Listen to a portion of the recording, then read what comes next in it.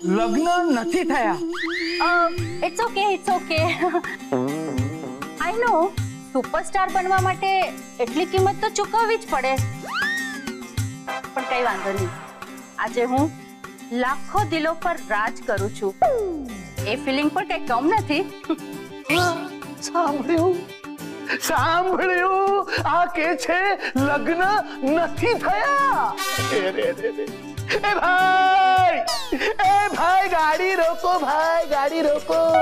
અરે નસીબની આ કેવી ગાડી દોડી રહી છે કે એક પૈડું આગળ ચાલી રહ્યું છે અને બીજું પૈડું પંક્ચર થઈને રસ્તા પર પડ્યું છે. હે ભાઈ, હે ભગવાન, તું મને મારા ગુનાહોની સજા જરૂર આપ, પણ એ સજાનું સરનામું તો ચેક કર ભગવાન. અરે આ બીજા કોઈની સજા તું મને કઈ રીતે આપી શકે ભાઈ? આ બધું આપણા ઘરમાં શું ચાલી રહ્યું છે? મમ્મીજી ને પપ્પાજી આવી રીતે કેમ વર્તે છે? ચારુ, મને લાગે છે કે મમ્મી ઉપર કોઈએ મારું પેન્ડુલમ ફેરવ્યું છે. મમ્મીનું ક્યારેક સપનું હશે હિરોઈન બનવાનું લગ્ન પહેલા, એટલે તો એમને પોતાના લગ્ન યાદ નથી ને આપણે બધા પણ યાદ નથી. ઓહ, પપ્પાજી કેમ આમ વર્તે છે? અને પપ્પાને તો આઘાત લાગ્યો છે. મમ્મી ઓળખતી નથી ને, સ્પોટ બોય સમજે છે એમની તો. સ્પોટ બોય એટલે? પર્સનલ નોકર. ઓહ અચ્છા, હા. આ જમીન ચૂપ છે, એ આસમાન પણ ચૂપ છે. બધાના નસીબમાં છાંયડો છે, તો મારા નસીબમાં કેમ ધૂપ છે રે? સ્પોટ જવાબ આપ. બોલો મેડમ. આ તારી ધૂપ વાળી શાયરી મને ગમે. આમ પણ ધૂપ બહુ છે ને, મને ગરમી બહુ લાગે છે. જા ફટાફટ લીંબુ પાણી લઈ આવ. ચલ ફટાફટ, નો ટાઈમ વેસ્ટ. લીંબુ પાણી હું લઈ આવું? હા, તું પણ સાથે જા. આમ પણ નોકરો પર બહુ ભરોસો નહીં કરવાનો. માથે ઉભા રહીને કામ કરાવી લે. ચલો પપ્પાજી. તારું નામ શું છે? મારું નામ પાર્થ છે મેડમ. ઓહ પાર્થ. પણ હું અહીંયા શું કરી રહી છું? કાલે મોડે સુધી હું અમરેલીની અંબા અને કેનેડાનું કેતન ફિલ્મના શૂટિંગમાં બિઝી હતી. મને કઈ યાદ નથી આવતું. કોણ છો તમે લોકો?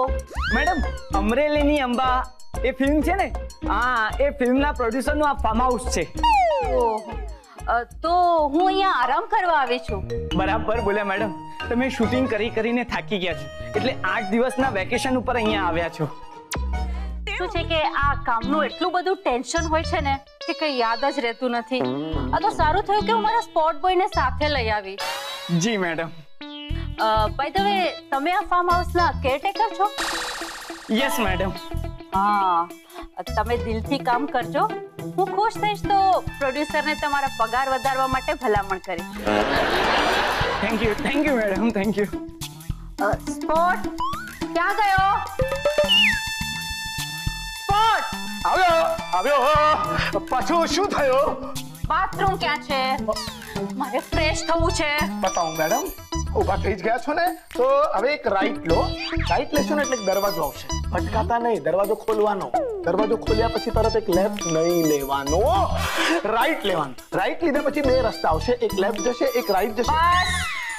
બસ હવે સમજાયું આ સ્પોટ કેમ છે.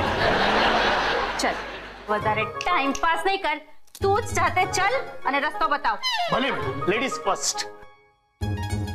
હું ઓન ધ સ્પોટ આનું ખૂન કરી નાખીશ. સ્પોટ ઓન ધ સ્પોટ બોલાવે છે.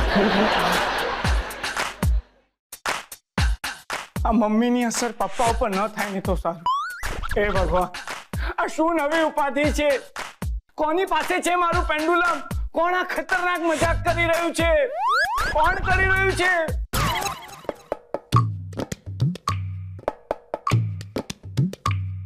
સલીભાઈ, ઓ સલીભાઈ, સલીભાઈ તમને કહું છું, તે મમ્મીજી પર પેન્ડુલમ શું કામ ફેરવ્યું? વાહ રે, બોલી અગરબત્તી, ધુઆं निकले मशाल का. બોલ, તે મમ્મીજીને હિરોઈન શું કામ બનાવી तुम्हारी दीदी? वाह बे बुझी हुई सिगरेट, तेरा दिमाग तो बहुत दौड़ता है। तू तो गैंग में खबरी के काम के लिए एकदम फिट है फिट। रे मारी चिंता नहीं कर, तू पहले एम बोल कि तू भाई છે કે કોઈ હલવાઈ? ए चुप बैठ।